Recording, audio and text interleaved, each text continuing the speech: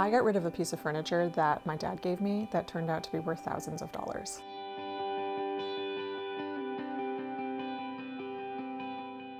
Today I want to talk about something that I think is at the back of a lot of our minds when we're going through the decluttering process. And so I'm going to take you through a few things that I was perhaps a little too cavalier about letting go of. So the first thing is that piece of furniture. My dad gave us this really beautiful bed frame that had come from our vacation home.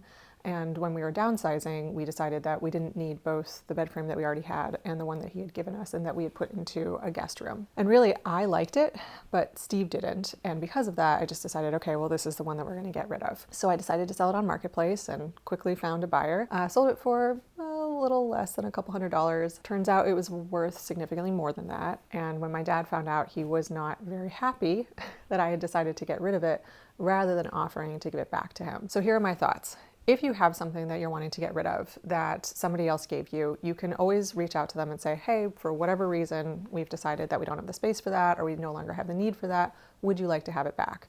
Or if I sell it, would you like to be given the money for it? It's certainly a nice gesture that you could make as sort of a thank you for them having given you the thing in the first place. You know, obviously in my case, I didn't realize till after I had sold the furniture, so I just apologized. I know that sounds really simple, but I don't know, for some reason, I feel like we forget that, yeah, we're all gonna make mistakes. Sometimes we're gonna do things that hurt people, and, you know, often we do these things without intending to, and just acknowledging like, yeah, I did something you didn't like, and I'm really sorry about that. So the next thing that I regretted decluttering is our nice blender. To this day, I think we are fantasy blender users. I don't see us using them on a regular basis. My husband, every once in a while, gets it into his mind that he's going to get more fruits and vegetables by blending them and drinking smoothies, but it's like a once a year thing. But when I was doing our initial declutters, I got rid of our nice one. I even went through the steps of like putting it in the basement, putting it in a TBD bin, waiting a few months to see, do we use it? Do we want to pull it back up? And then getting rid of it. But then, I don't know, maybe a year later, Steve decided he wanted to try the smoothie thing again. And so I just decided, okay, fine, we'll just chalk that up to a loss. So I bought a cheap one. I think I got it from Amazon. I probably could have looked on Marketplace or a thrift store too. And we've just kind of tolerated having like a not great blender that, again, very rarely gets used. Okay, so here are my thoughts on that. Yes, there was a small financial loss in having to replace the blender.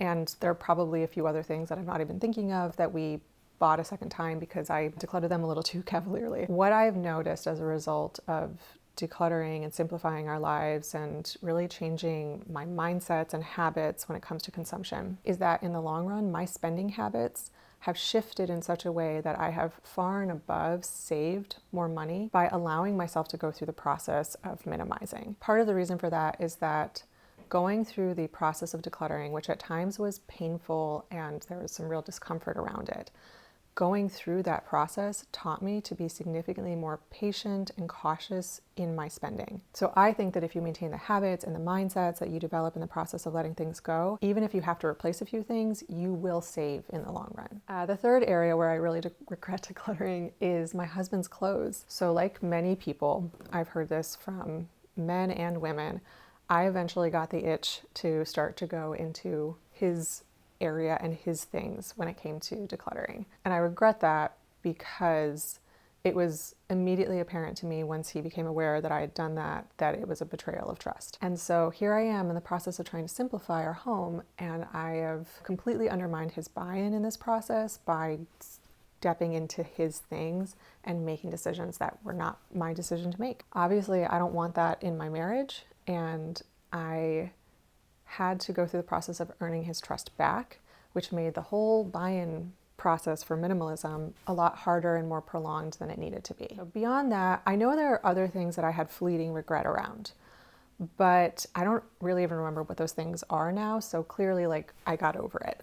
Probably in a lot of cases, it was something that I used in these very rare circumstances. And then when that circumstance came up, I went, oh shoot, that's how I used to use that thing. Typically what happens is that I just think a little bit longer and I come up with an alternative thing that I can use. It really pushes you to be more resourceful in your thinking and flexible in like how you do things within your home. I have this experience that I can always call on that really helps me with those kinds of situations, When I was in the Peace Corps, I was living in Mongolia and I was living in a yurt. The yurts in Mongolia had these windows up at the top. They were kind of individual pieces that made up kind of an octagonal shaped window. And one of the pieces broke and was letting water in. And for the life of me, I don't remember how I fixed it, but I fixed it with a shoelace and a ballpoint pen. And the reason I fixed it with a shoelace and a ballpoint pen is I remember saying to myself, all I have is a shoelace and a ballpoint pen. So that is what I'm going to use to fix it because that is my only option. And that experience always comes to mind for me when I have to be a little bit more resourceful in my now very well supplied home. And I think it's a capacity that those of us in the West sometimes forget or don't realize we have the capacity for, because often we can just run to the hardware store and get the very specific tool or the very specific item that we need to, fix whatever situation. Wow, that's like so terribly non-specific.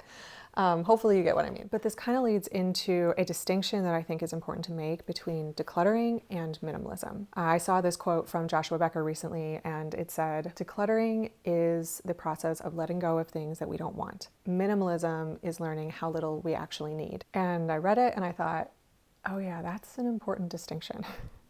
And I do a lot of videos on decluttering because I do think practical guidance on how to actually get rid of the stuff and different mindsets to apply in the process of getting rid of that stuff can be incredibly helpful. But I don't want to lose the plot.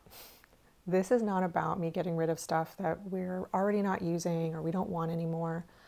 This is about me figuring out how little we actually need. And I think the reason that I was able to go down this path so wholeheartedly is because I reached a point in my life where I finally recognized that inevitably there are trade-offs. I used to assume that I could jerry-rig a solution to every problem that I faced, frankly, because I didn't want to have to sacrifice in any one area. And now I think that I was wrong. The reason you go down the path of minimalism versus just decluttering is because you genuinely believe that the trade-offs are worth the peace that you will experience as a result of a simplified home, a simplified lifestyle. It doesn't mean that there won't be challenges. It doesn't mean that there won't be sacrifices. It doesn't mean you won't have to occasionally fix the window with a shoelace and a ballpoint pen. I mean, you don't have to do it that way in most cases, but you're just accepting those trade-offs, believing that what you get in exchange is 100% worth it. So today's video is about regret. And while there are some things that, I'd love to be able to go back and say, Erica, don't sell the bed. I think the mistakes are inevitable, and I think we're all going to make different mistakes. Like every video I watched about this, about different minimalists talking about the regrets that they all had a different list of things. So I can't just say, don't declutter this type of thing, don't get rid of that. It's just going to be different for you and for me. Everybody has different things. But what I've learned is that allowing myself to say no to those things and to make mistakes along the way, I've said yes to so many things that matter more.